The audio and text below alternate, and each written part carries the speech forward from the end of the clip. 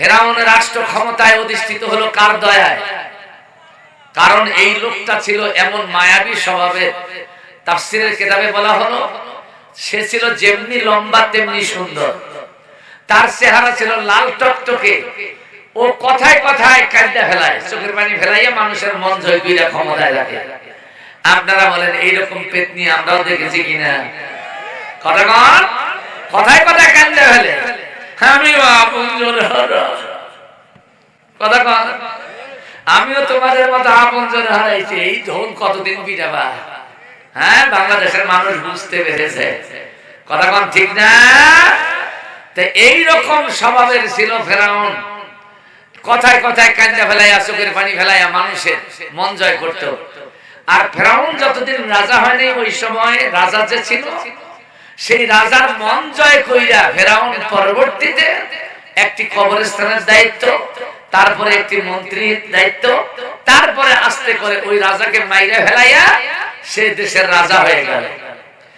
যাই হোক, মানুষ যা চায় আল্লাহ দেয়, দেওয়ার পর লিয়াং জুরাকুম কাইফা তা'মালুন, আল্লাহ বলে আমি তাকায় থাকি দেখি ক্ষমতা পাইয়া তুমি করো থাকি। কথা বল ঠিক না? আমার চেয়ারম্যান ভাই কত বছরের চেয়ারম্যান আমি ভুলে গেছি, জানি না। আল্লাহ ওনাকে চেয়ারম্যানের দায়িত্ব দিয়া আল্লাহ তাকায় আছে দেখি চেয়ারম্যান সাফ করো থাকি। এটা যদি চেয়ারম্যানের বেলা হয়, এমপি সাহেবের বেলা হয় না? ওই যে আবুল কালাম আজাদ সাহেব আপনার কি দেওয়ানগঞ্জ উপজেলার এমপি ছিল না? কি মোশান ছিল, একটা মাহফিলে গেছিলাম, ওই মাহফিলে উনি প্রধান অতিথি ছিল। আমি আলোচনা শেষ কইরা আমাকে কমিটি নিয়ে যাচ্ছে খাওয়ার জন্য, আবুল কালাম ওখানেই বলেছে এই মৌলবীকে চাইতে দিবি না, ধর। আমি এখন বলি আবুল কালাম সাহেব আপনি কোথায়? এখন কোথায়? মৌলবী ধরার যে খেলা খেলেছিলেন, মৌলবীরা তোমাদেরকে একটুকু আঘাত করেনি, তারপরেও মৌলবী ধরার কাজটা করেছেন, ঠিক কিনা? আল্লাহ ছাড় দেয় কিন্তু ছেড়ে, কথা বল ঠিক না? ফেরাউন ক্ষমতায় বৈশাই উপদেষ্টা হিসেবে হামানকে নিয়োগ দিল, দিয়ে বলছে হামান আমি আমার দেশের জনগণকে আমার কলিজায় জায়গা দিয়ে আপন করে রাখতে চাই, কারণ ক্ষমতার থেকে আমি কোনোদিন নামতে চাই না। কথা বল। ওই পালানো মহিলা আর এই ফেরাউনের চিন্তা ভাবনা কি এক ছিল না? কথা বল না, এটা আমার বাবার দেশ, আমি ক্ষমতায় থাকবো, কাউকে ক্ষমতায় আসতে দেব না। কথা বল।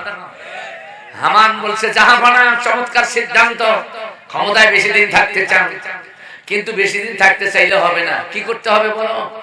হামানকে বলছে কি করতে হবে, বলে এই দেশের জনগণের মধ্যে যারা বয়োজ্যেষ্ঠ, বয়সের ভারে যারা নুয়ে পড়েছে, এই লোকগুলোকে হাতের মুঠোয় নিতে হবে। জোরে বল, কাদেরকে? যারা বয়োজ্যেষ্ঠ, মানে আপনাদের মতো দাড়ি পাকা মুরব্বী যারা। কারণ এই মুরব্বীদের কথায় ছেলেও চলে, মেয়েও চলে, নাতিপুতি সবাই চলে। আবার যদি হয় এলাকার লিডার, তাহলে এই মুরব্বীর কথা আর ফেলায় গেলা। কথা কম ঠিক না?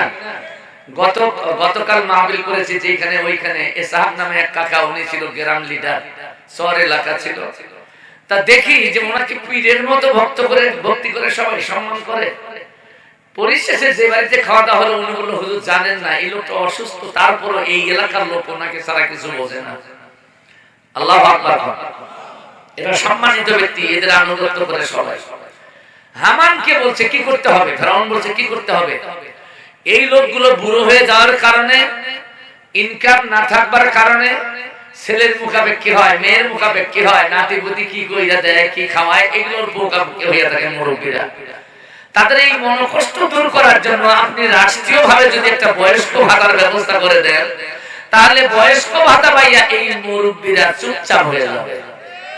কথা বল।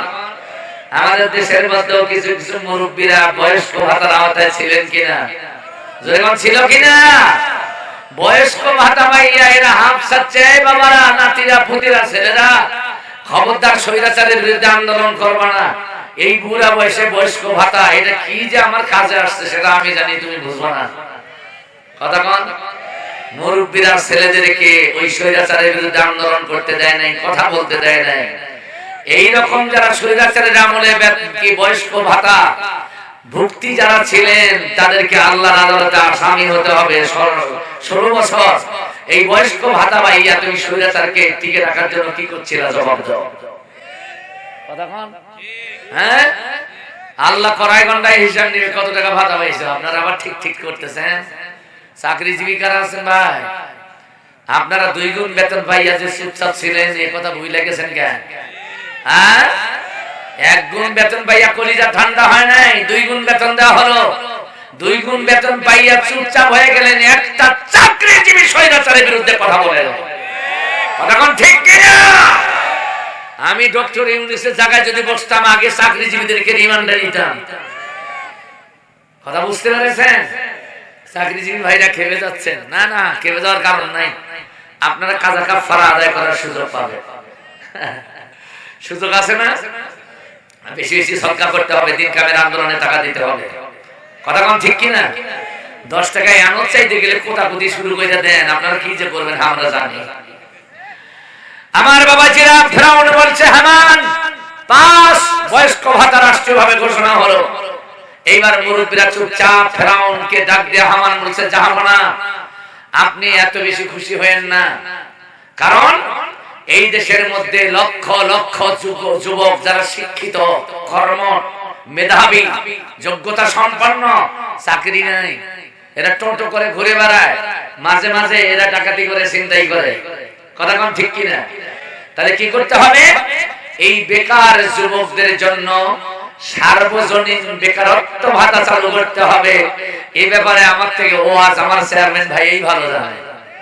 সার্বজনীন বেকারত্ব ভাতা ওনারা চালু করেছিল। আমি যুবকদের দিকে তাকায় দেখলাম যুবকরা রাষ্ট্রীয়ভাবে সার্বজনীন বেকারত্ব ভাতা পাইয়া, কিছু মুসলমান ঘরের যুবকরাও চুপচাপ, হিন্দু ঘরের যুবকরা চুপচাপ, বৌদ্ধিস্ট ধর্মাবলম্বী অনেক যুবকরাও চুপচাপ। যারা এক সময় মাঠে ময়দানে গর্জন করেছিল, এই বেকারত্ব ভাতা পাইয়া তারা চুপচাপ হয়ে গেল। আছে না নাই? এক পর্যায়ে যখন আলেমদের কণ্ঠে যখন স্বৈরাচারের বিরুদ্ধে গর্জন শুরু হলো, তখন এই যুবকদেরকে বলা হলো, এদেরকে ধরো আর থানায় চালান কইরা দাও। একজন মৌলবি ধরবা 1 লাখ টাকা বাবা, একজন ইমাম ধরবা 10,000 টাকা বাবা। এই রকম করে ঘোষণা আগেও ছিল, এখানেও দেওয়া হয়েছে। কথা কোন লাগে? আমার বাবাজিরা আস্তে আস্তে মিলাই দিচ্ছে। তারপরে বিশদ তাফসীরের দিকে আপনাদেরকে নিয়ে যাচ্ছি। অলরেডি তাফসীর তো শুরু হয়ে গেছে। এইবার হামান বলছে, জাহাপনা শুধু এই 2 ভাতা চালু করলে হবে না।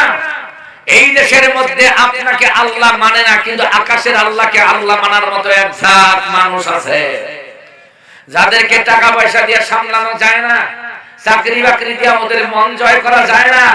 ওরা অন্যায়ের বিরুদ্ধে গর্জন করবে, এটাই হচ্ছে তাদের কাজ। আল্লাহু আকবার বলে।